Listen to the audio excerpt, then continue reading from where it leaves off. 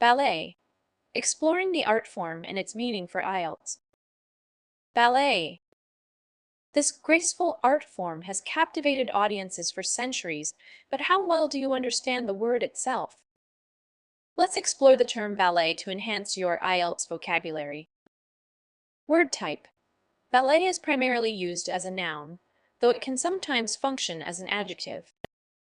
Meaning, ballet refers to a classical dance form characterized by precise and highly formalized set steps and gestures. It's also used to describe a theatrical performance of this dance. Word history. The word ballet originated from the Italian balletto, meaning a short dance piece. It entered the English language in the 17th century via French. Antonyms. While ballet doesn't have direct antonyms, contrasting dance styles include modern dance, hip-hop, or folk dance.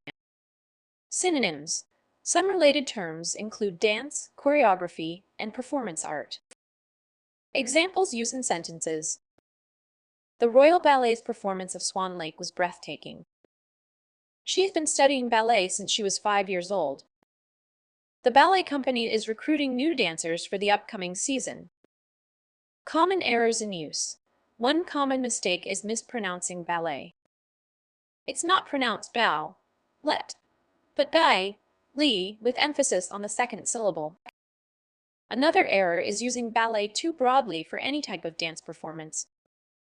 Remember, ballet specifically refers to the classical form with its distinct techniques and style.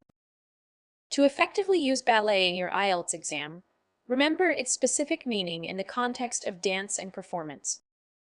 Whether describing a cultural event or discussing various art forms, using this word accurately can demonstrate your vocabulary range and cultural awareness.